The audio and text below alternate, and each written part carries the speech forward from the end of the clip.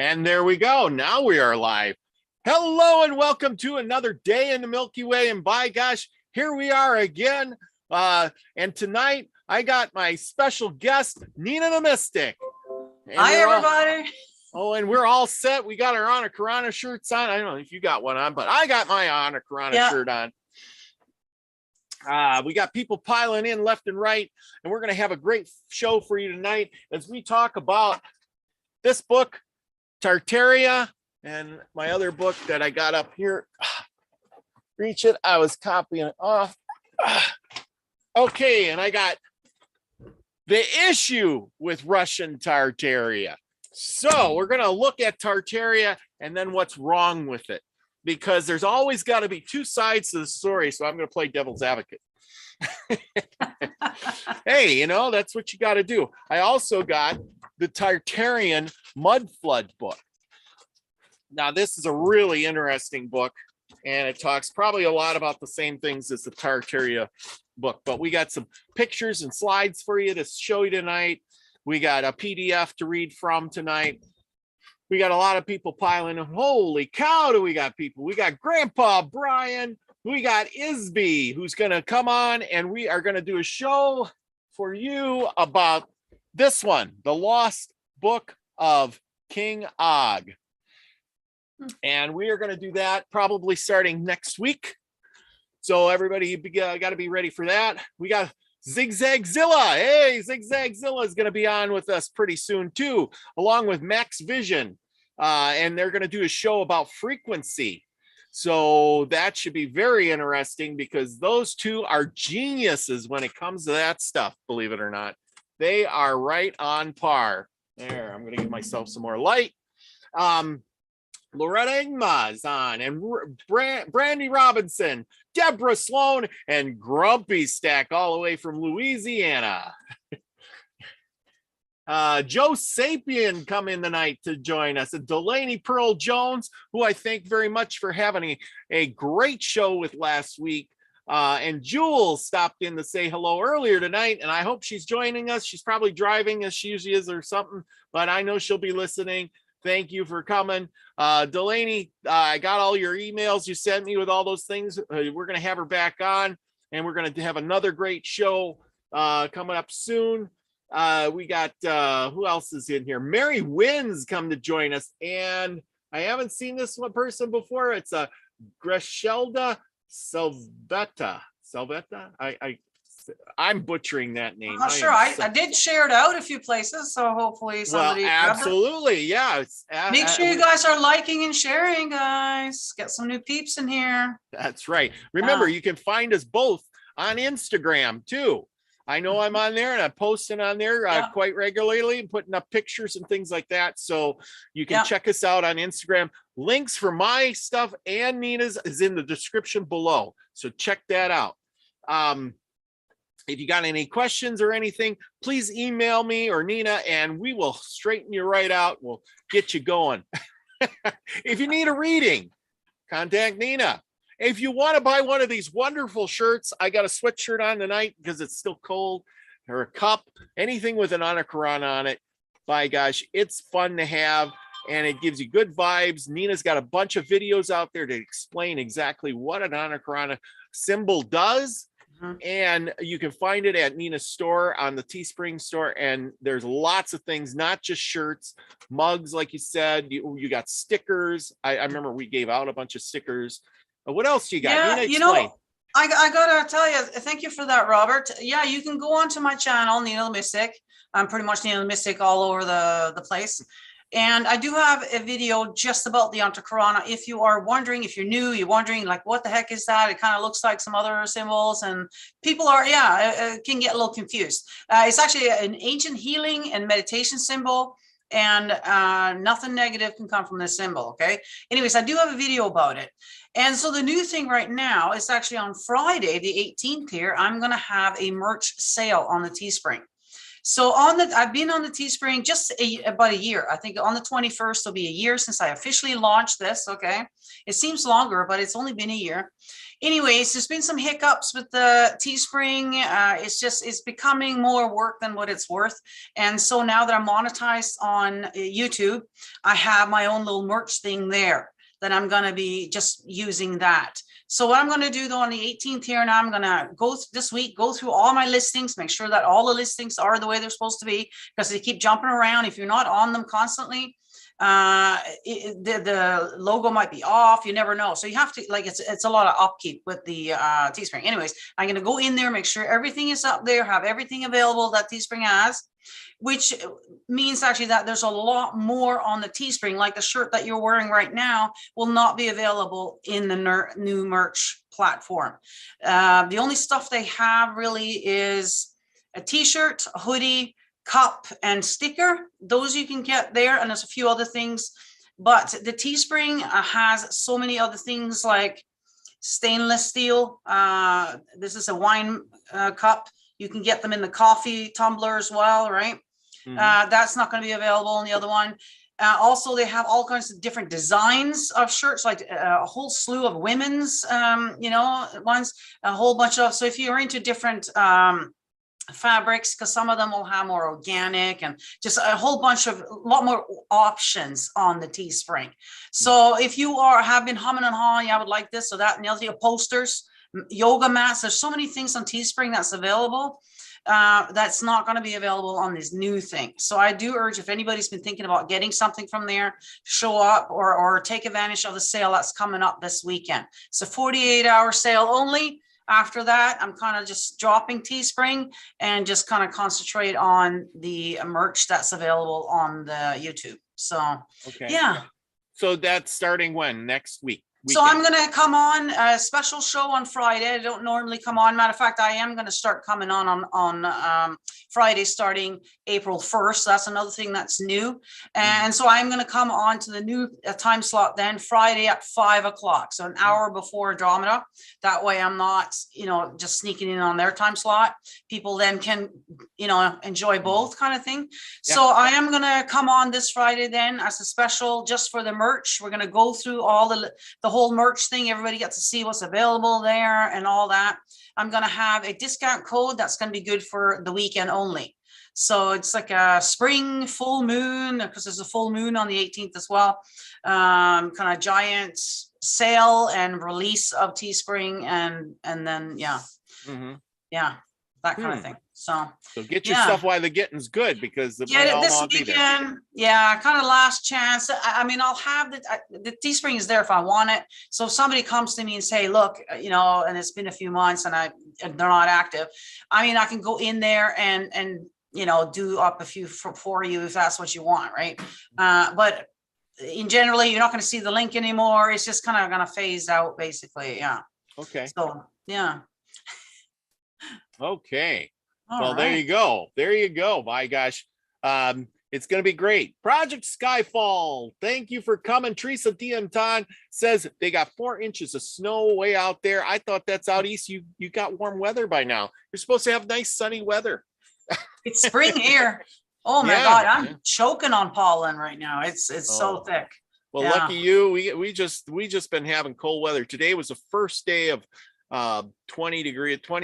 I might have got up to 30 degrees, but it was pretty warm today, considering it's been like 10 or 20. Well, you're talking Fahrenheit here now. Yes, Fahrenheit. Yeah. We had below 0 Fahrenheit here for quite a few days this week. So it's been cold.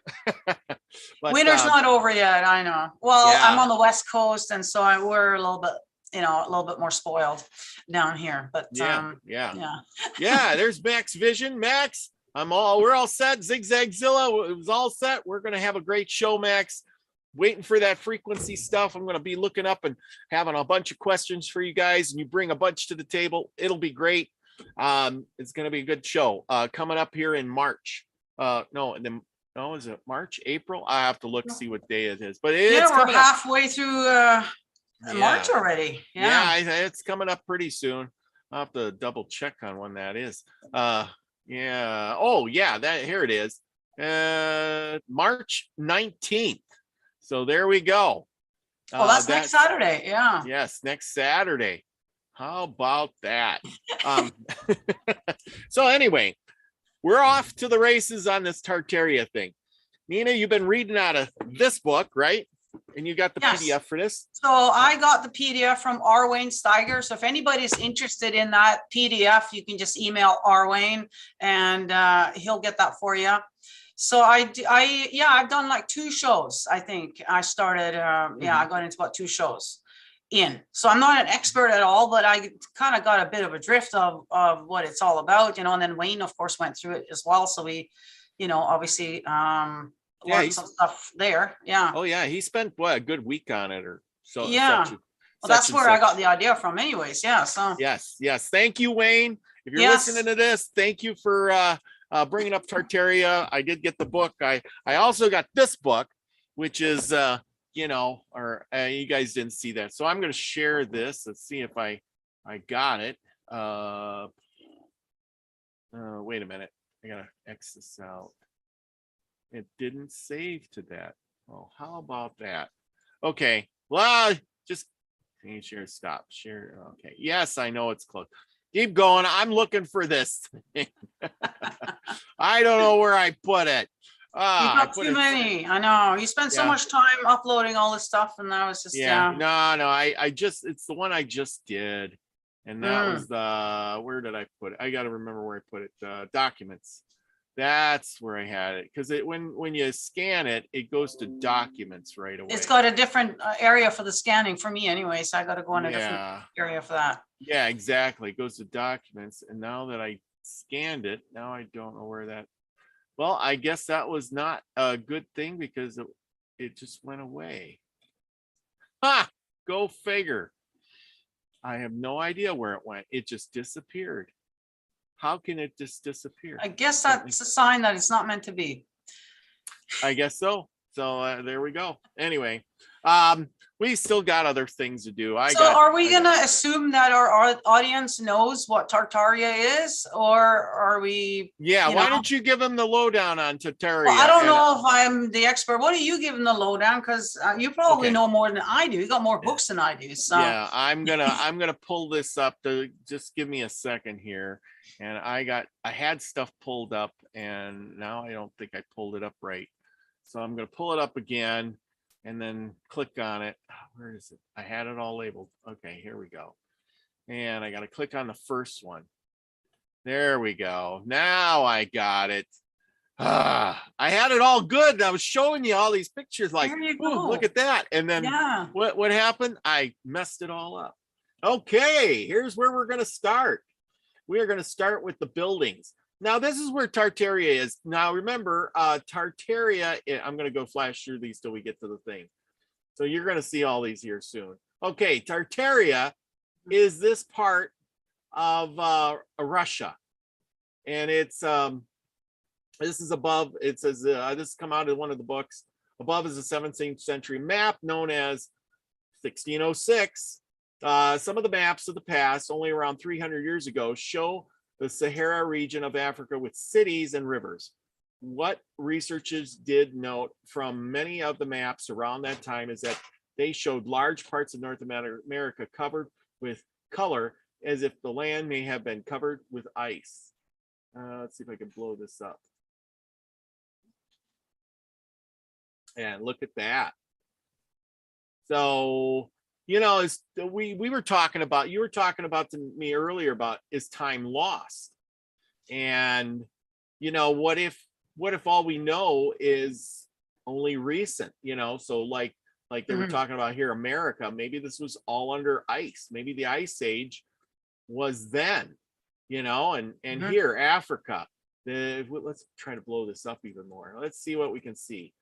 Now you can see that Africa, maybe there was cities over here, because if this was a desert, they would have put nothing there, right?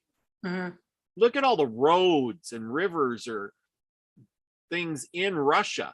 Now remember, this is Siberia. There's supposed to be nothing out there. It's colder than crap out there. So you can't really expect a whole lot. I got better. Yeah, well, we do know that the Earth does go through various cycles, right, with the ice and everything. So yeah, we've probably been through quite a few ice ages here, I'm sure. Now, you know exactly what happened. But yeah, no, I think you're right with the timeline thing. I think we've been lied to here. We all know about, you know, the book burning and the Library of Alexandria that they burnt down. They basically have tried to erase our real history, is what I believe. See, Okay, but so that disclaimer as well. This is, you know, my opinions, Rob's opinions, you know, take what resonates and leave the rest behind kind of thing, right? But yeah. you know, as far as I can see, yeah, they try to erase our history. So we only know what they are telling us, like our history, his story, right? It's just somebody's story. It's all it is, really, right? So we only know what they've taught us in school. And I think we've kind of come to a realization now that it's all been a lie. From the looks of it, from my understanding, it looks like they've added on 1,000 years, which kind of explains why I've had these questions about, well, why is it that we just started evolving here in the last 100 years, really? Because it wasn't really normal to have running electricity into your house until about the 1920s. That's when you know, not the ultra rich, but even like sort of the upper middle class would start getting electricity around the 20s, right?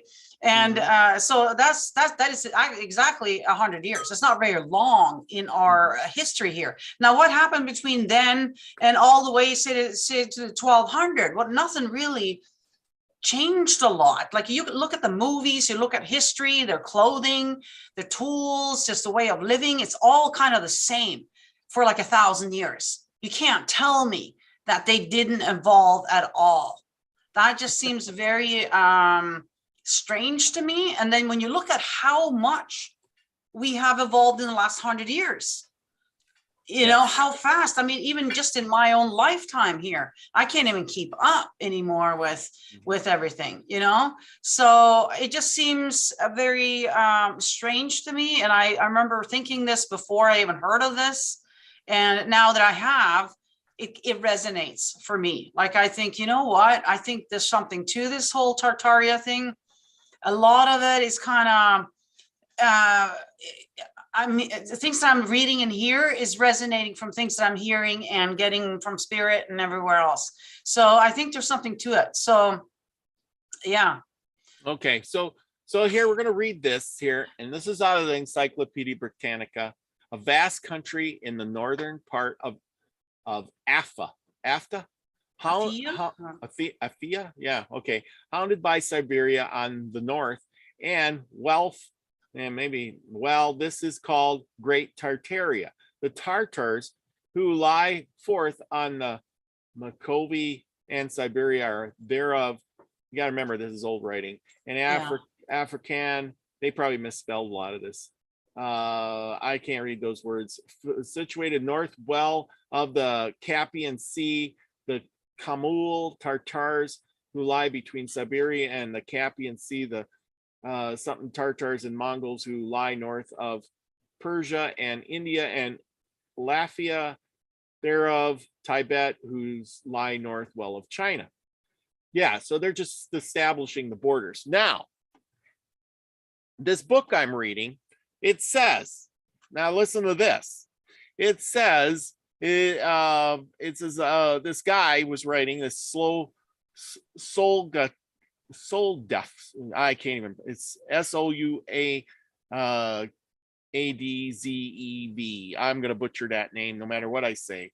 His point of view had been corrected for the most part. At least the theory about the Slavic mean is equal to great. So great, the word great, when they say the Great Tartarian Empire, great is Mongolian. Empire or is the horde. So the horde was actually the word for the Mongolians. And it goes on to say, so it would be the Horde Empire, or the Mongolian Empire, or the Great Empire. So it'd be the Mongolian Empire that had been destroyed during the first 2 centuries of the Romanian reign in Russia. So these Romanians, the Romanovs who took over Russia, this whole book goes through basically how they destroyed all the history, literally chiseled off the inscriptions, painted over the everything. And then they changed all the history. As you know, the winners of the war, write the history. So it goes on and on about, here I can stop the share for a second and shrink this. Okay. Oh, yeah. Joe Sapien says AFIA. Remember, Milky Way. F was the letter S back in the day. Oh, Saf. F. Asafa. Okay. Well, thank you for that, Joe Sapien. Somebody is much smarter than me. Mr. Mensa. I am sure that guy is smarter than me too, being Mensa. Thank you. Karen Lynn's in the house. Mr. Mensa's in the house. Susie Q's in the house. David Castle, thank you for coming. By gosh, I haven't heard much from David Castle in a while, and I appreciate him very much. F is really an S. Oh yeah, he says here. See, I'm looking back at the comments. Everybody's correcting me. I am so sorry. He says Asia, not Asia. Oh, it's hard now to read. I get it. The writing there, Yeah. Now I get it. Now I get it. Okay, so they were talking about in this book about I'm going to make this speaker bigger. Okay, so if you're looking at this, you can see where they'd taken the tablets and things and they broken them up into pieces and destroyed them. They used the headstones and things like on this page. This was a castle, and if you can see it, the before and after pictures of it, they dug like 2 or 3 feet down or 4 feet down, and underneath that they discovered that the place was even bigger. This is where our mud flood stuff came in. As the dirt built up over time, then when they dug down, they discovered all these tombs and headstones and things. And then they found out that the headstones, these Romanovs had came in and literally took the headstones and used them to make buildings and other stuff with. So they were really looting the country. Okay, so let's see. Here's one of my markers.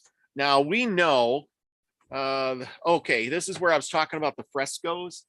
I am going to put something else up here. The frescoes of Dionysus, presumably ancient, had thus been some 100 or 150 years of age when they got chiseled off. Not really the great an age for frescoes. The icons were also rather unlikely to have reached a dilapidated state over the short or period, in these cathedrals. This is always the way it went. The emphasis that the frescoes were actually chiseled off and not covered by a layer of new artwork. In other words, 2 largest cathedrals in the Kremlin had simultaneously been subject to laborious procedures of chiseling the plaster off the walls, which were then covered by another layer of plaster that was further decorated by new frescoes. A mere redecoration wouldn't require the destruction of an old artwork. New murals could be painted over the old ones the way it was usually done. So somebody was really trying to hide all this, the artwork, the history, and that's where these Romanovs, they came in. It says, we must note that the frescoes painted under the Romanovs in the 8th century have never been chiseled off again. And then they would need to be destroyed. The relatively new frescoes of the 8th century masterpieces painted by the best in the 6th century artists. So between the 6th century and the 8th century, those Romanovs, they took over and changed all of the history. Mhm. Okay, so we go back to, well, how come, okay, we're going to go to this one and then we go back to here. So we get these big things and we all talk about these towers, right? Was Mhm. this free electricity? Or was this lightning rods? Because nowadays we have lightning rods that, remember back in the early days, barns and stuff would get struck by lightning. And what did they do? They put up these rods. The guy would come around and he put up the rods, and that would get struck by lightning and then not burn your barn or your house down. I remember having it on one of the houses when I was a young kid. We had it on so that the house would, man, that house got struck by lightning all the time. And was this a way of transferring electricity? I don't know. It's a good question. I do believe that, and I've heard that we are actually able to, we should be able to, we are able to, it's just that they're not telling us about it, that we are able to get all the electricity that we need from the ether itself. We shouldn't have to pay no hydro company. And so I wouldn't be surprised to have this civilization, which was more advanced than us, that was back in the time. I'm pretty sure that that's what they were doing. Now, if that's how you do it, I don't know. I don't know, but I don't know how they do it. But, so that I'm sure every house and every castle had their own way of getting the electricity that they needed, without any wires or plugging into anything. So. Yeah, but then we should have examples of, lamps or lights, or what did they light everything with? That is a good question, because none of that got saved. I was going to say, that's why we don't know, is because they burnt everything. They made sure that we didn't get to see any evidence. Now, we know, though, Tesla did come up with the same type of technology. Now, was he just tapping into the old Tartarian technology? We don't know. But so, I mean, so it is possible, because we've seen his stuff. It's just that we know what happened to him, right? They got rid of him as well. Yeah. He didn't, doesn't go with the narrative, their agenda. So. Mm-hmm. Yeah, to me, this is all kind of tying in now. We're starting to see, okay, yeah. Oh, yeah, absolutely. Mm-hmm. And that's the thing. Nope, photos. This is the one I want. Yeah. Okay. So here we got that place. I don't know where this is actually, but this was such a cool picture. But then again, if we blow it up, we can see that they have the things on the towers too. Here's a little, but yet nobody can prove that these places had lights or electrical. And that's the big thing. If Tesla did invent it, and he did come from one of those countries over in that area. Mm-hmm. So then the question is why didn't everybody else have it? Was it so hidden that people couldn't see it? If they had these big buildings, where was all the well, that's the whole idea. It's not like we have it, like, it's so ugly. Like, I don't even believe that they didn't at least take the time to put those wires on the ground. I mean, it's the ugliest, most, stupidest thing I've ever seen, how we have the electricity here now. Of course, it's going to be hidden. They're going to have it places, so that it's drawing it in. You don't need to see that. That's ugly. Like, it just doesn't. Yeah. So, yeah, no, we're not going to see any of that there. That's only here in our little civilization here that we're doing that. We still have all these wires all over the place, So yeah. Okay, I don't know why this thing ain't coming up the way it's supposed to. First I had it right, and then I screwed it up. Always go with your instinct. There you go with what you got. All right. Yeah, I know. I did. At least I didn't close that one out. Okay, so now we do know that that screen, maybe I clicked on the wrong screen. Okay, so we do know that a lot of these places have these big doors, the doorways. Why is there giant doorways? Because they were 6 to 12 feet tall or something. They were very tall, a lot taller than us. Yeah, were they building them for the tall people? It says here, researchers pointed out, and this is a Milan cathedral doors are very big, and this is in Italy. It says here at the top, researchers are now asking people today, or did people live longer in the past, a few centuries ago, and were they much taller? Now, Yeah. I think maybe some of them were, but I think maybe there was two races of people. That's what I think there might have been two races of people, and people couldn't point it out because, you got these long-lived people, and then you got the short-lived people. I'm sure there was. Yeah, I'm sure there was a lot of different races, just like there is now. But our races now, though, seem to be very much the same as far as length and size and whatnot. But I'm sure there was. According to this, yeah, the Tartarians are very tall. So, and then that may be tied into the whole giant thing then, because that whole thing might be a lie too. I don't know. We don't know, right? We're just trying to tie all these little pieces together here to figure out the truth, right? We're bringing up the facts, and people, you can figure it out yourself. We're just taking a look.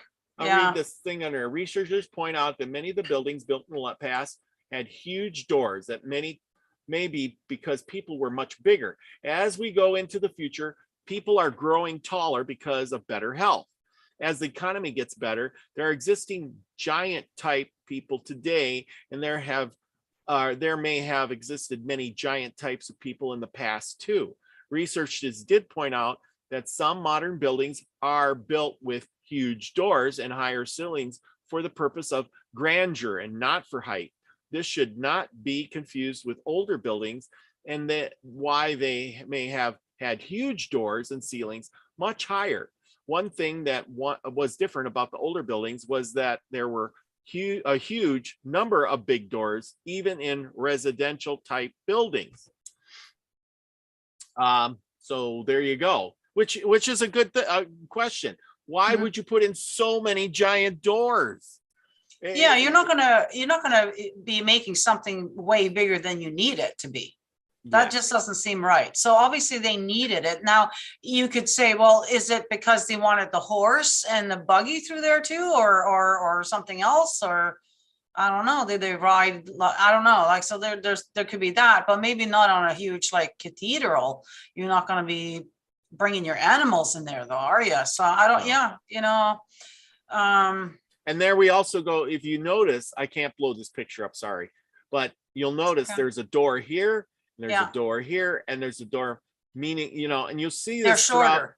Yeah, but you'll see this throughout history and through buildings. The three doors. Why would you need three entrances into the same building? Why? Does it make sense? If you're going to go through, you got a giant door here. Why do you need all these other doors? So are they like racists in a sense? So you got the Tartarians, you walk in the middle. There's other two, you walk in through these doors. Like, I mean, we had that back not long ago. We had separate doors for women and men. When you went into a club, the men went in here, the women went in there. It was not long ago. It wasn't even that long ago since women were allowed to vote, actually. So I wouldn't be surprised. At least there would be women walking in on the one side here. Tartarians, they need the larger door. I don't know. But I mean, I'm just looking back at our own history. That's how it was. So it wouldn't surprise me if that's how it was there as well. Yeah. So then we go to the timelines show how many years a king ruled. A number of years are in the brackets. The lines are longer if the king ruled longer. Once again, you will notice that the timelines of the kings of the two different nations are similar, that they are particularly the same kings, except that their names were changed to create fake histories for different countries. I can't move that down. Sorry, people. But look at that. I mean, what's the chances of these kings living ruling and living about the same times? You know what I'm saying?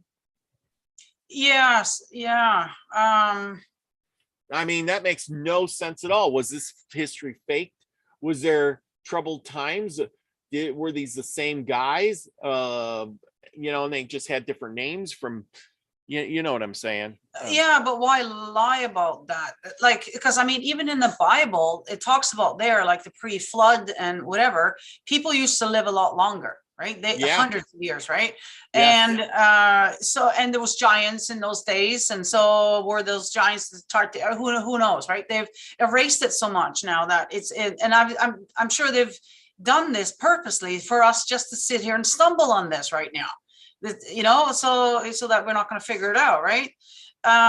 So it's like, why would you lie about them raining and staying alive for so long if we already know that? Like, we already know that they were able to do that. So I don't know. What's the purpose of that? You know? Yeah, I really don't know either. It's really weird.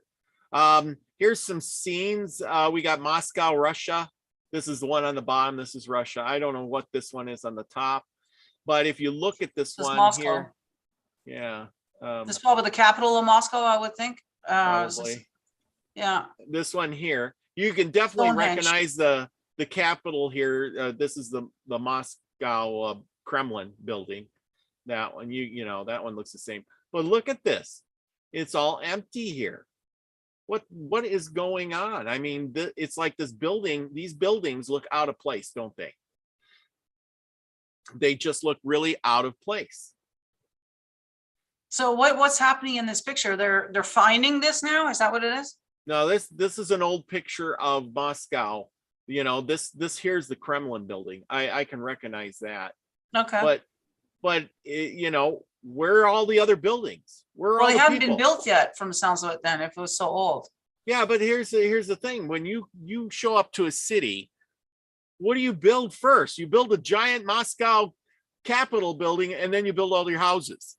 Yeah, I guess that's what priorities. They build the cathedral and the palace first, and then you know, all the shops and whatever else. Yeah, I mean, I know you need shops and stuff, but you know, still, it's just the point. Okay, here's it says, you know, we were talking about the mud flood. This is a mud flood book. It says it can be seen that the building was buried several meters underground, and that the original entrance door was underground. Researchers found that thousands of similar buildings in cities around the world, in Europe, Australia, India, Japan, America, and Africa. Many older buildings all over the world seem to be buried underground or half buried. What the heck is going on? There were many questions and no proper answers. Why were thousands of buildings around the world buried or half buried? Okay, many researchers noted that many people who had never even been to Moscow or Russia were telling lies and producing false photographs to destroy the truth about this topic. Now you got to wonder, was this these been faked? You know, we were talking about fake history. Are people faking these now because they want to get in on this Tartaria thing? Or is this real? It kind of makes you wonder, right? Well, if they were going to try and cover up, but I mean, wouldn't it be quicker just to burn everything rather than to try to? Oh, and they have been tearing down buildings. You know, I mean, I didn't cop, but you know, see here in Germany, was this supposed to be bombed in 1945? And here again, researchers noted much similar between the other cities. So did they come in and bomb these places and destroy everything to cover all this stuff evidence up? That you know, was a war created so they could cover a lot of it and get rid of it, all that stuff too? I'm sure there was several agendas behind the wars, not just one or two, right? They're getting a lot of flies with the one war. That's right. And that's what's happening actually right now. So don't believe what you're seeing in the news and all that stuff. Yeah, exactly. We are on the verge of all of that, and they're doing a lot of covering. There's a lot of covering up going on, yeah. Here we go with another picture, and it says many of the objects on top of buildings were made of copper, and copper is an electrical conductor, and it is used in power generation, power transmission, power distribution, telecommunications, electronic circuitry. Copper is sometimes used for protection against lightning. That's what I was saying. But researchers questioned it if it was only used for the many objects that were seen above such buildings. The man named Nicholas Tesla was talking about demonstrating wireless electricity to people who didn't know about it in the 1890s. It was said that he and other people at the time were almost the first to test and show such types of devices. But researchers believe that Tesla and others were not inventing and believe that the technology was already available in the past. And so it may have been. But I still think that these buildings were because you have storms, and if you get struck by lightning, your building burns down.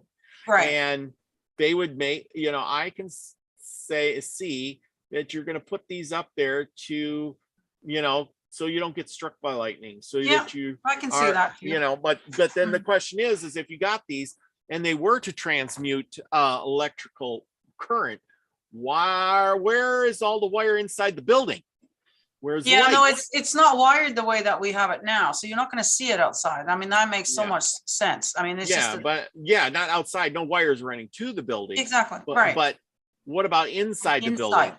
Well, What light, what are they powering? You know, nobody had any, you know, it ain't like you could go down to the store and say, well, I want a light and I want the one that transmutes electricity without any wires. how do you know that? How do you know that they didn't have electricity and light bulbs back Well, then? that's what I'm saying is, well, you know, 1890, they were just these, he's just saying that most of Oh these yeah, people didn't no, even know I'm about it. thinking Tartaria now. I'm talking about like Yeah, back in but Tartaria. They probably did have light but bulbs and stuff. but somebody must have saved a light bulb somewhere, you know. Oh, I didn't turn that one around. Okay, we're gonna turn it Yeah, around. I don't. You know what I'm saying? There's got it Yeah. just like here. Okay, this is 100 years ago, or around the 1900s. They discovered was a large percentage of the world's population was living in cave-type homes or holes in mountains or in the ground. Researchers asking, how long did they live like this? When did it start, and what made them live like this? Did any type of events in the past history, their civilization, that was forced them to live in such ways? And this is in Taskale, Karaman, southern Turkey. If I pronounce that incorrectly, somebody tell me. Many people are still living there today in such mountainous homes and in hills around the world. The researchers have shown that some mountains such as these may have originally been buildings, but they may have got buried by a mud flood type event or some other form of disaster, became a mountain or hill. Now that was the other thing I was going to say earlier. I mean, maybe they weren't buried. Maybe there was some kind of, you know, mud flood, something. Yeah, rather. maybe that was a building, and Right. it got covered, and somebody said, hey, look, at, you know, if we just All you can cut a see is the hole, windows. Yeah. cut a hole, yeah, we could live in the building, you know. So Yeah. Yeah. you know, I mean, did the mud, and here we go in China. Many cave homes clearly did not look like caves, but looked like actual buildings that were damaged and buried below the ground. Some 30 million Chinese still live in caves, and over 100 million people reside in houses with one or more walls built inside a hillside. Many of the cave and hill dwellings are in Shanghai. I don't think. Henna and Gansu provinces.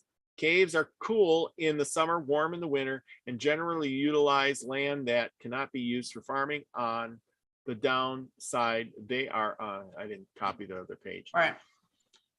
30 No, I mean, if there was like some huge, you know, disaster with flood, well, we know there was a flood.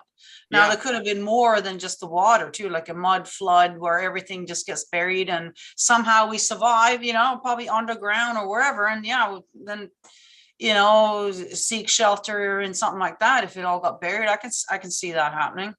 Yeah. You Oh, know? yeah. Well, and that's the thing is all of this is just, you know, thousands of years have or was it thousands of years, like you said, if time is not what Right.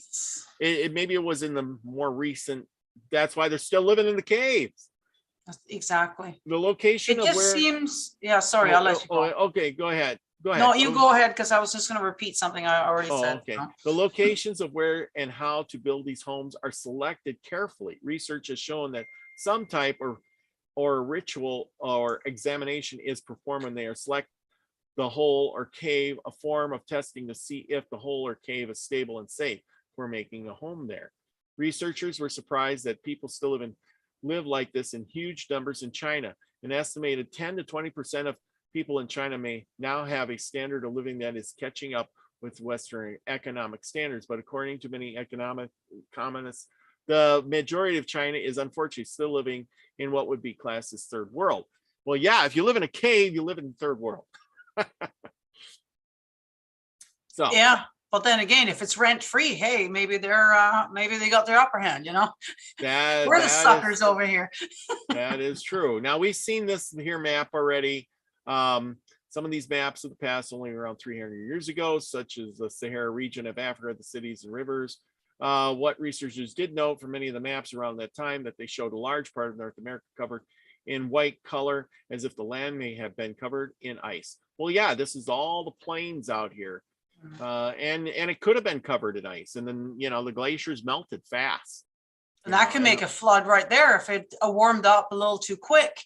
I can see that made a major flood. Yeah, for sure. Absolutely. Yeah. Oops. Oh, here. Here's some more buildings. In the 1900s and 1865.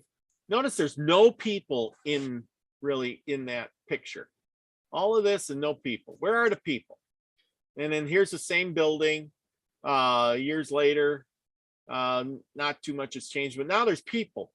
Look at that. Now there's people. Must be really early in the morning or something before people are up, I guess. I don't know. That could be. You can see even modern pictures nowadays from modern cities, and it's like, I don't know what time that photographer is out there, but there's nobody there. Yeah. Okay, now the Tartarian tablets. The 3 inscribed tablets found in Romania, go figure, may be 1,000 years older than the oldest examples of writing from Mesopotamia.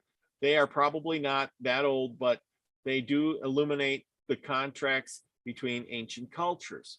And I'm going to blow this up a little bit so we can read it. The earliest known writings appear on clay tablets covered in Uruk, a Sumerian city that flourished in the Mesopotamian during the region's earliest Bronze Age. The tablets are known to be a little more than 5,000 years old. Historians are surprised, therefore, when what appears to be much earlier writing was found a few years ago in the ruins of a Neolithic village in the Balkans. The Neolithic find, consisting of 3 small clay tablets, was made at Tartaria in Transylvania region of Romania. Okay, so where is Tartaria? We keep thinking Tartaria is way out in Siberia, but maybe it's not. No, it's right there. Yeah, it's in the old country. Yeah. So now when you read this about Transylvania, right? Isn't that where Dracula is from there? So maybe Dracula is actually Tartarian, Yeah, see, exactly. I mean, that's the thing. Most people can't point out Russia on the map. Where are they gonna can you point out Transylvania? I just remembered, I was reading yesterday, I sat here and read quite a bit in the thing, and apparently they were breatharians. I don't know if I've heard of that. So they didn't actually digest food or anything. So there was no toilets. So the Tartarian homes, you'll find there's no toilets there. There's no need for toilets. There's none of that waste that we have. So I thought that was very interesting. So it's a whole different civilization here. It's not like us at all.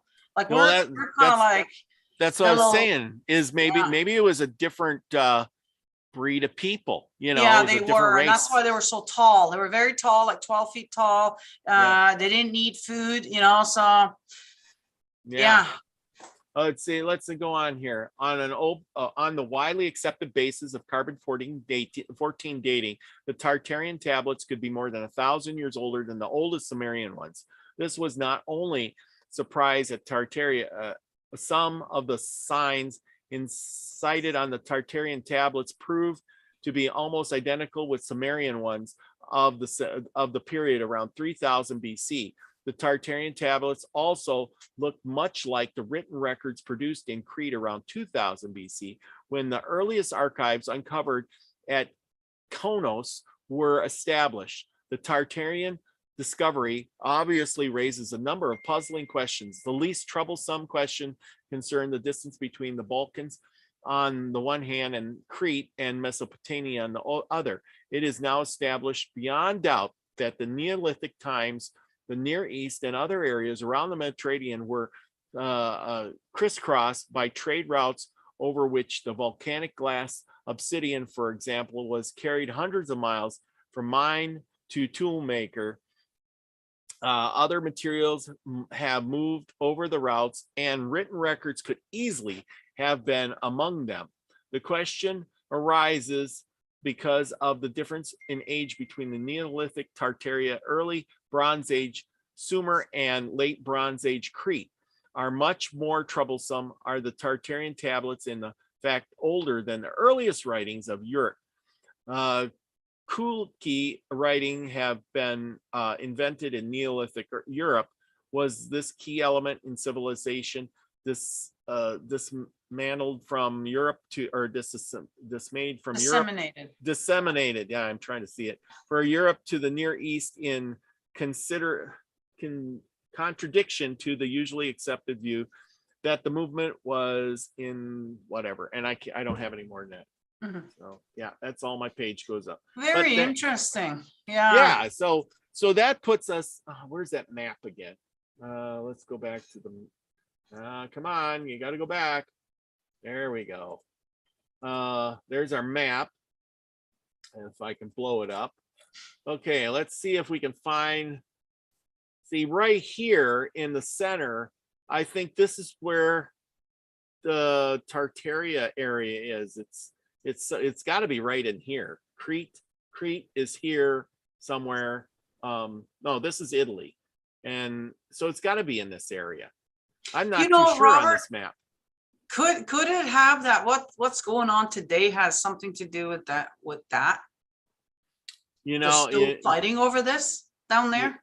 You know that could possibly be. It's right there. Yeah. Yeah. Wow. Well, here's some more examples of those buildings, with the towers on them. Yeah. We can blow this up a little bit, and I can do that too.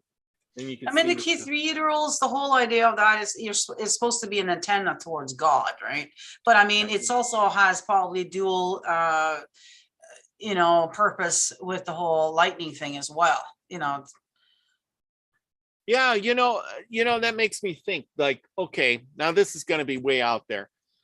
What if, like you talked about the God thing, what if those cathedrals and stuff carried do you ever go in one and you speak and it's like it vibrates everywhere, echoes? Yeah. Well, what if that was, we're all thinking that it's a receiver for electricity. What if it's a transmitter? What if it's a transmitter for a frequency? So like, say you got everybody in that church singing or a humming, or the thing going, whatever. Now you're transmitting a frequency, and these aren't receivers, they're transmitters. Well, okay, so first of all the cathedrals and all the major temples, which actually cathedrals started out as temples. Okay, the old pagan temples got taken over by the Christianity, where they put up the cathedrals. Well, all of these places were put up over grids. Okay, energy grids and places like that. So these places are going to act like portals, if you want to say, but they're going to have, you're going to be able to absorb energy and also transmit energy probably better in these places. And then, of course, they have the structures and all these other things to amplify. The copper is also amplifies energy and all this, right? That's why we use it in all our jewelries and everything, right? The crystals and the copper together, and all this kind of stuff, right? So, except that they're doing it on a huge scale, a big scale, right? So when you're going in there and you're worshiping, I mean, that energy is just blasting out, and these entities or whatever are just loving it. Yeah, because look at if you can see the wires going down to the dome, and then they go up to that thing. That's not a receiver. That's a transmitter. You're in this big area down here that echoes that, and it funnels that frequency up into this, and then up into the doohickey up here. Oh my goodness! Wow, we're really going somewhere. And now these are just our thoughts. We could be scientists. We should be scientists. The thing is, so we're just waking up. The thing is, we all know all this stuff. It's just that we have forgotten, right? We come here with amnesia. Yes. Just forgotten about all this. But this is the awakening. What we're doing right now is part of the awakening. You as a listener are awakening right now to some new information here. And that's what it's all about. Us waking up to like, oh, right. What the hell? Like, I forgot all about this, you know? Yeah, here you go again. Exact same kind of thing. Oh yeah. And here's the thing though. And this is the cathedral. And here you got the domes and you got the pointy and the wires. And I wish I was a little bit more skilled in the architectural thing. Now, are these things there to hold it all up so it doesn't collapse? I don't know. See, I don't have that skill set. Well, and even if it is, it doesn't really matter because they're still on top of these domes. And what are they? The domes color? They're gold. Gold. It's copper. Do you think that's no? Copper would turn green. This is gold. You think it's actually real? Well, gold's even better, but I didn't think they could afford that. But yeah, there you go. Well, remember that you can take gold and smash it down into almost atom thick. True. I mean, paper thin. So all that is plated with gold. I don't know when you were in high school or grade school or whatever. Didn't they have gold leaf paper that you were? You know, we did. They had like this paper and it had gold on it. And you would take that off and you would put it on something and you could smash it on there and it would actually adhere to it. And you could make like your pottery gold. And then we'd paint over the top of it, you know, and then it would be gold looking pottery. I don't remember that in particular, but yeah, I don't know if you did it or not, but we had that and they had the sheets of paper and there was this real thing. You had to be real careful taking it off. Boy, and if you smashed it, I had some and I smashed it up. If you smash it up, it would literally smash into almost nothingness. That's how small it was. So what they would do is they took that and so gold is even better than copper. So there you go. You know, it's a very important mineral, obviously. According to the Anunnaki history, is why we were made in the first place, to retrieve that mineral for them. So it must be very important for sure. And then there we go back to the 3 doors. 1, 2, 3 windows. It's probably class, you know, you probably got the master and then you got your servants and stuff, or the women, you know. I don't know how they were as far as that goes back then, but you know, looking at this is really, it's going to blow your mind. But if you look at this, right, look at the big arch. If you took away these 3 windows and these 2 windows, that could be one giant door. Yeah, could be. That would be one big door right there. That would be the door. And here, instead of having the 3 little doors, you'd have one big giant door. And maybe they changed it up. And you know, I don't know what the architecture would be, but you know, to me, I guess if you take away these, you would you'd have one big giant door, which would be kind of different. Anyway, so much for that. But and here we go again. Now, is this part of the mud flood? And is there a big giant building underneath all this dirt? Yeah, if we had big floods like that, which we know we did, yeah, there's probably a lot of stuff that's buried. You know. Yeah. This is just the steeple part of a building that's sticking out of the ground. It's like that tip of the iceberg, you know, you don't see all the iceberg underneath the water. Yeah, it's kind of like that. Here's another one, and look at there. You got your towers, they're gold, and then you got the big one, and that's sits up in the air, and they're all and you know they're put in different spots, so maybe they're transmitting. It could maybe be. That's what they are, transmitters. Because I don't see them having. Yeah, there. I don't know if that. I think that's the same one. That's a way better picture. Well, it's one thing that apparently entities want is our energy. So if we can go gather together and build up that energy like we do in church every Sunday and then send it off, I mean, you know, there you go. Yeah, communication or energy. Yeah, so who knows? And here's another Tartarian picture. You know, now these are hand drawn, so you don't. Was this the World's Fair? Or somewhere, I don't know. I don't remember what the caption was when I seen it. Here's some more of them, and again, they're gold, gold, and all resonating on the top, which I thought was kind of cool. Here's a simulated picture of Tartaria, a city that never existed, because then you got like airplanes or something flying around. you know. Yeah, but and, you got to remember, this was a more advanced civilization way back. What makes you think that they don't have airplanes and stuff? well, and that's the thing, is if you had airplanes flying around this city like this, somewhere would have got out, somebody would have took the plane and flew somewhere else. You know, was this picture drawn after, 1909 or something, and people started saying, hey, there's an airplane, this is what it looks like.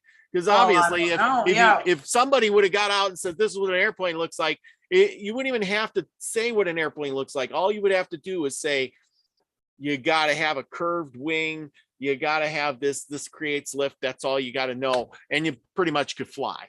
Well, it's kind of weird how us as a species only got this information like not that long. It wasn't that long ago since we invented the airplanes. And another strange thing is too, they haven't evolved.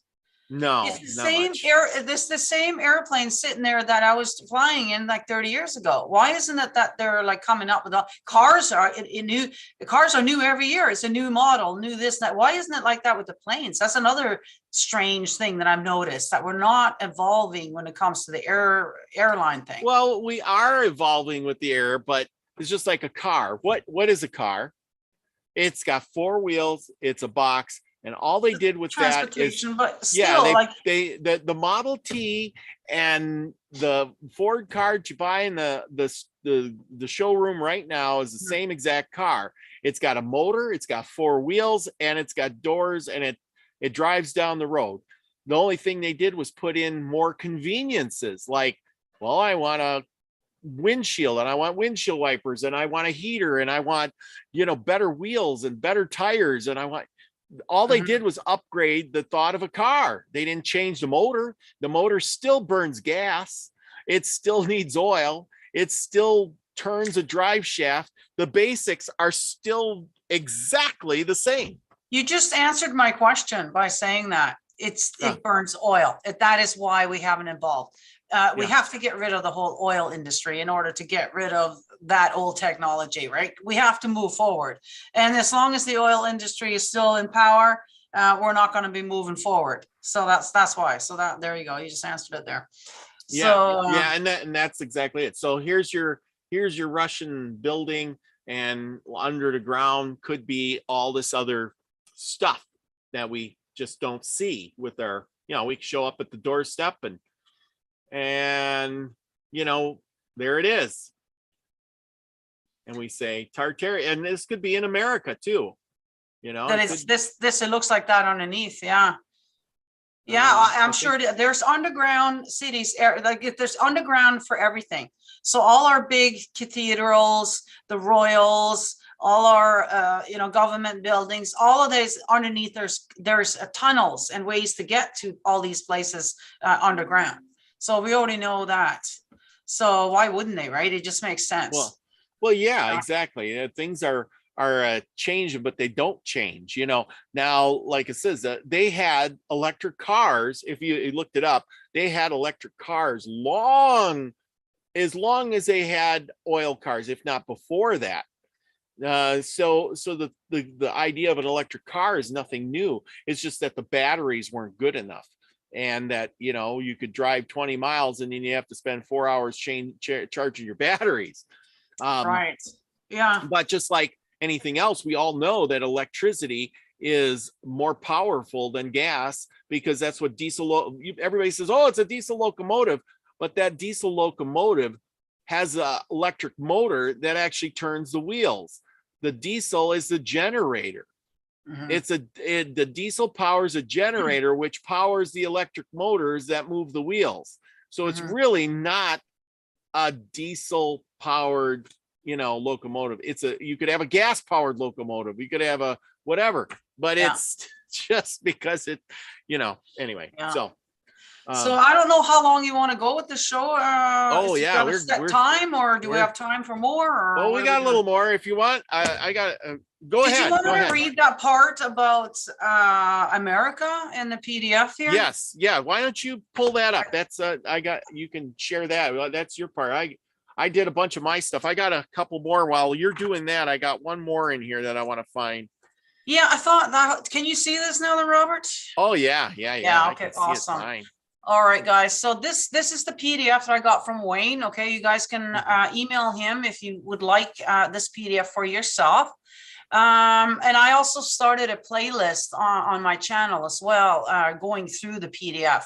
But I came across this yesterday. I thought most of the audience here is from the US, and this might be very interesting to read about. So let's go back to the question of when and how the USA was established. During the War of Independence, let's see if I can actually make this a little bit bigger. Yeah, now you guys can probably see it. Let's go back here. During the War of Independence in North America from 75 to 1798, an independent state, the US, was formed. And here we realize that is surprisingly coincident with the end of the war with the Pugachev in Russia. It's kind of funny how this whole Russia thing is coming up now, especially right now. That was crushed in 1775. Everything falls into place. The War of Independence in North America was a struggle with the awakening Russian horde. The Romanov attacked the horde from the west and from east in America. It was attacked by the American fighting for independence. Today, we are told that the Americans purgatorily fought for their independence from Britain. In fact, it was a battle for their parceling of the vast American land of Moscow, Tartaria left without any central administration. In order not to miss the carved up, the American troops were eager to get to the west and northwest. George Washington became the first president of the US, 1776. It appears that he became the first new ruler of the American land of the Russian horde. The facts of the war with the Mongol horde were wiped clean from the pages of the textbooks on the American history, as was the fact of the existence of Moscow, Tartaria on the whole.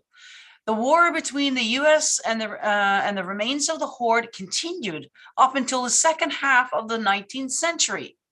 Alaska, which remains Russian for a particularly long time, was bought from the Romanovs by the Americans only in 1867. Isn't this interesting? Thus, the US was established in 1776 from the American splinter of the Mongol Empire. Since Moor was the Tartarians, according to the Goetic architecture all over the world, but mainly in the Americas. This means that the modern day European did not build any of these Greco-Roman Gothic structures in old world America because of previous advanced American civilization called Moors, and Berber Indians, India, and all the same people because they were both the Khmer, the Khans, Kem, Shem, Kam, Ham, Sham, I am, people from India superior to civilize the world. In this post is a map of India superior to the Americas. This map was very significant because it demonstrates that the Americas is Asia Major / Asia proper, aka the Orient, the East. It actually makes perfect sense that the ancient Greek and ancient Roman was in old world America because the Americas is the true old world and the birthplace of civilization, as we have already proven correct in many previous blog posts. The American in Atlantis and the origin of their ancient Egyptian civilization. This means that everything in the Near East is just a reflection of the Great Western, the Far East, the Orient. Also, they found Greek and Roman coins in the Americas. So there is nothing new about the Americas, and Greek and Rome was also in old world America. It's hard for people to understand that everything in the Near East is just a reflection of everything that was first in Americas. Do you want me to keep going here, or? Oh yeah, go a little more. I'm really interested. This is really good. This is interesting, right? Yeah. Yes, including Egypt, Atlantis. So they're saying that Egypt was Atlantis. Mm-hmm. That's what they're saying right here. Now, that's always been a debate of where exactly that is. That kind of makes sense. We know that those pyramids were underwater. We can tell that they were. So, you know, like we said before, there's been a lot of not floods, but ice age and different things, you know, that come and go. And of course, with ice, we got the floods and the water. So, okay, so because Egypt was a global blackamoor civilization, the Americas is old Egypt Tamarai, the land of the Moors, the land of Mary, because the ancient Egypt god Ptah, predestined Egyptian deity, Atlantean god, is from the Americas. Yes, Ptah Judah is from the Americas because his territory was Ptah Utah, Judah territory, which covered Mexico and several states, California, Utah, Nevada, Arizona, Oklahoma, Missouri, and Texas. Additionally, Ptah was also the chief god of Luxor in Memphis, Tennessee, which was in the Americas. Please read the old Facebook posts. Okay, German, okay, whatever. UK flag in 1801 represents a lot. Combines St. Andrew and St. George flag. 3 typical Masonic colors, most powerful a nation: blue, white, red, UK and USA, France and Russia. White represents pureness, sacred command. Red represents legislation, control, financial. Blue represents military power, like NATO flag. Octagon Templar symbolism is clear on the Union Jack flag, as UK London is the core of the actual royalty, the beehive for the bee queen. What is interesting here is that what happened in the old times with the Black people's nobility, as it seems to be erased out of the official history. Nobility, noble, comes from the celestial heaven. So people related to the stars. Nebo in Russian, heaven, Nibelungs, sagas from Germany can be explained through this etymology. Specifically on this, because the bizarre fact that the coat of arms of Germany's city, Coburg, shows a sort of black prince or black people royalty branch, by the way, phonetically Coburg, CB, whatever, rather, you can see it there. Dividing into old metaphysical Egyptian, Copic, again, whatever concepts. The Ka, it's the life force or spirit, inner energy, which keeps us alive. This is easy to draw or imagine with the Carolean photography showing the blue aura all living things have. And the Ba is the soul of what survives the physical matrix beyond the death. Interesting, they use the word matrix there.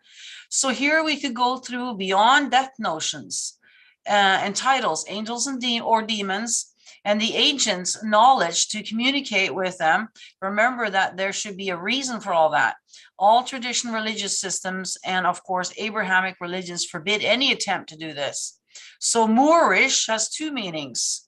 Relative to navigation skills, the Marines, dark-skinned people, maroon, brownish, or even black people. This brings to me the fact that the ancients, Phoenicians, may have been simply dark-skinned, but even black people. I don't want to focus this as much people does in a racial debate. Ancient world had black, white, yellow, black, and yellow kings. I am interested to know why black people fell in sort of unfortunate disgrace worldwide. Some historians argue that those black people coat of arms, so many in Germany, for instance, can be explained simply as a little faction of nobility gained through war, as black people were used in military forces. But as we know, whatever that name is very closed circle. You can understand that they were used in war and rewarded in some way, but not widely set in high nobility positions. Well, that is right on. Oh, boy. Yeah. Here, I got a little spot here. Okay, I was reading different ones here, but the scholarly concept of the Mongolian Khans, who we now understand to be Russian, as savage nomads is purely fictional and is an invention of the Romanian historians. and then they said they cited numerous examples of marriages between Mongolian khans and Byzantine princesses. Historians are telling us that the refined Byzantine princes left their luxurious palaces for yurts and nomadic savages herd sheep and cook flaff on gathering wild berries. So the people, the princess wouldn't leave home to live in a yurt. She's not going to marry some savage. And so a lot of that was made up. So how did that get made up? And how did the Russian Tartarian society get all made up? And it's all got to do with them Romanovs. And here it says here, this Kadovsky and his famous collection of books and chronicles. And I know I butchered his name. He lived between, and this is when we all turn back to Tartaria. And he lived between the years 1771 and 1832, right about the time we all can look back in all our history books and find out about Tartaria when it all was kind of being mishmash. He is a famous collector of old books and chronicles, including those concerning with Russian history. Over the years, he had collected an enormous amount of books and chronicles that amounted to several thousand units. And it goes down toward, that he cataloged all these books. And I got here, historians themselves admit the following, that the harsh and especially patronizing assessments of Soldovsky's collection had proved unjust in many cases. Over his life, he had indeed managed to collect a large and valuable collection of printed and handwritten materials. The collection had been based on library and chronicle collection of his father and grandfather. So the thing is, he had and it goes down, it demonstrates his collection was 4,967 books. Now I know that back in the 1700s and early 1800s, having a book was like, owning a brand new car because there wasn't many books. I remember Thomas Jefferson saying something about, he tried to read all these books, and having his own little library was like, a prize, beyond prizes, because people didn't have books. You couldn't go down to your local library and just get a book. Mm-hmm. It says his collection went into hiding, and says that he basically started writing books, and he told the history. He became a Russian patriotic of some sorts. And he says in his patriotic inspiration, he gives a blow-by-blow account of the Slavic history as a chain of victorious campaigns of the Slavs. He had clearly been searching for evidence in favor of the viewpoint that had made the Slavs all but direct heirs of ancient Rome, who had also been the most highly evolved nation in Europe. What? He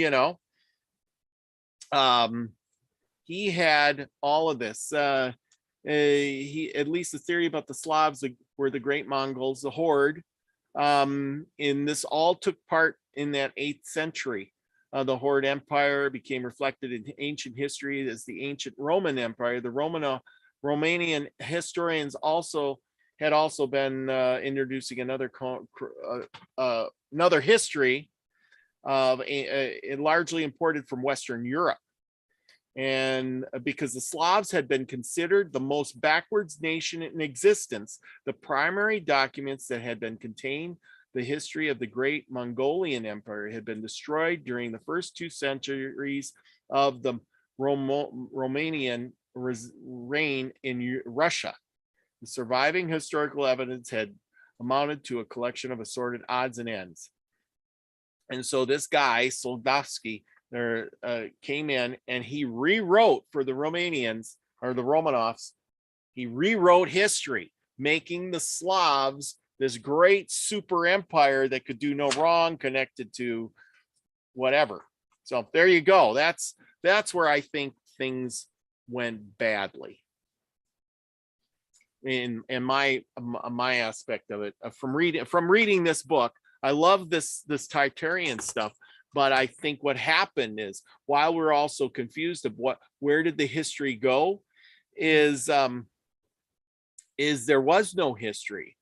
And then this guy came along with all his books, and he went ahead and started writing. And because he was a smart guy and wrote these books, they all, said he was hired by the Romanovs to rewrite history after they chiseled it off the walls and repainted. They literally went from cathedral to, it says it in there, they went from cathedral to cathedral, chisel it off. They repainted everything and into new frescoes, new history. They redone all the history, and very little survived. And they painted it up as they were like super beings, they were superheroes. So that's my take on it. That's kind of what Christians did too. They kind of came in and literally would, you had the ultimatum, and convert or die. And they just basically took over the old pagan temples and built the churches on there, and took over our customs and our holidays, and just took over to try to erase everything. Yeah. So that's it. Nothing new under the sun. I'm sure it's happened numerous times in our. And that's the thing. And it goes back in here, and it talks about the historians trying to carbon date and yada yada yada, and then it goes from their perception of inventions and how this all come about. But here's one that was really interesting. There's several of them in here, and he goes through this whole list.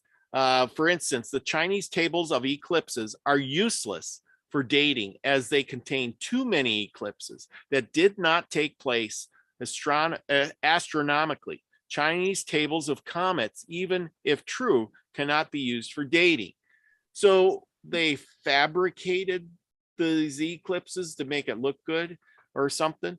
Here, the book of Revelation, as we know it, contains a horoscope dated to 25th September 10th, October 1486, compiled by Kabbalist Jonathan Rexlin. So it's like, what, 1486?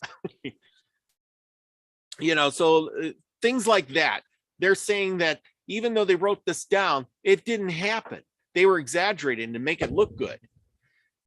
But since they were the winners of history, they wrote new history, as we are. That's the thing. So we don't really know, for sure.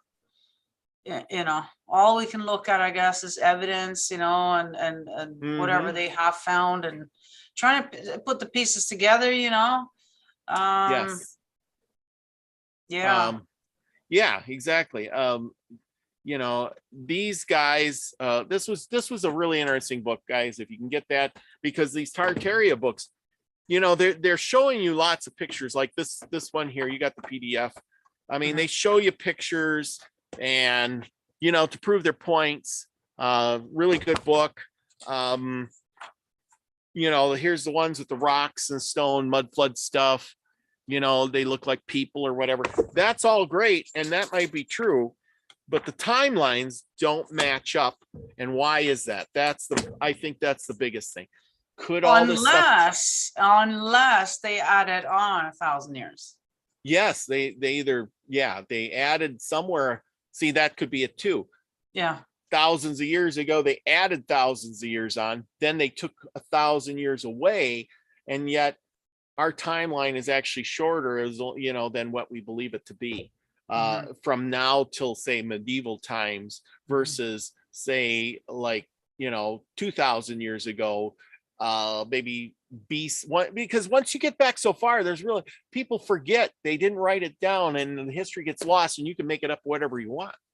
Yeah, I mean, I've always, like I said in the beginning of the show, I just find it so weird that when you look at 1200 and 1700, it's not a whole lot of growth there. We haven't, and yet in the last 100 years, look at all the stuff we've accomplished now. It seems kind of odd that we were just so stagnant for so long. Yeah. But that's not our human nature. Human nature, we always want to do better. We always want to, it doesn't matter what we do, we can always do better. We're going to do more. We can do, so there's no way we just stood still for that time. there. Yeah. I just don't see it. So that's where, to me, tweet, yeah, that resonates with me, that whole 1,000-year thing. So there's a big, yeah, everybody's saying, add those 1,000 years they had and ancestors to fill in those spots as well. Deborah Sloan. Yeah. Regina Hutchinson's in the house. Yay. And Chloe made it too tonight. Thank you for coming. Melmac is in the house too. By gosh. Weird how. Cheers, everybody. He also, Melmac says, weird how the Mississippi River looks like the Nile was copied and pasted, and both have pyramids at the ends. Now, I did not know that. Did not know that there was pyramids at the ends. Well, I wouldn't be surprised that they did that back in the day, because they're doing that now in the news. There's this news station now that's being charged with taking photos from a video game and making it look like it was from what's going on in Europe right now.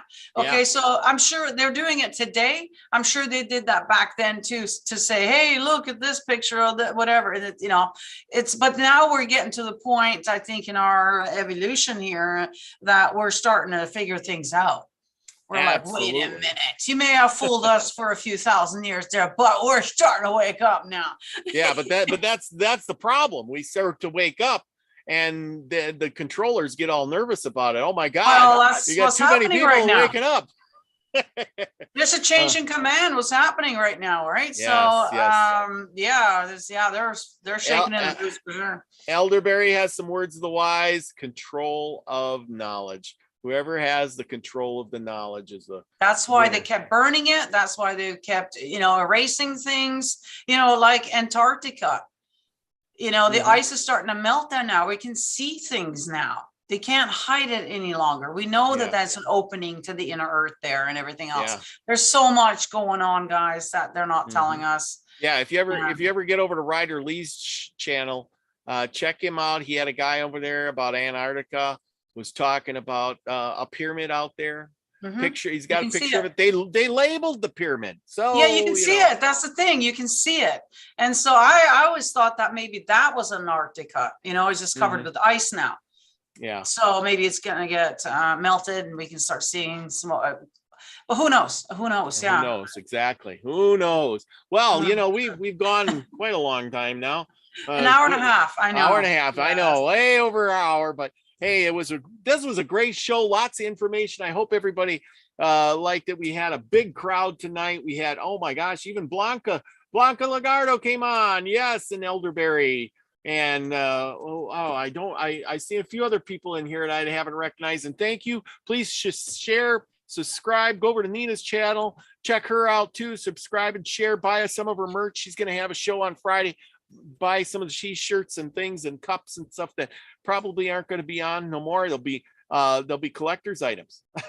Yeah, you know what it is, because I got a pillow and I got a few things here that it's a one of a kind of thing, because they don't have that many choices on the other merch platform there, but it's a lot easier to navigate, and so we're just going to go with that. But yeah, so on Friday the 18th, 5 o'clock Pacific time zone, that's 8 Eastern. Come on over, Nina the Mystic. We're gonna have a merch sale and lots of fun. Yeah, it's gonna be great. I'll check it out. I'm gonna go buy me another shirt or two, or a mug, something like that. We all need clothes to wear, or at least most of the time. And so if you can get it on sale, why not? We appreciate when you do. That's right. Wear your clothes. Miss M, thank you for coming. She says, we certainly can't build beautiful architecture like that these days. Why not? Could it be because humans didn't construct them? I think humans did construct them.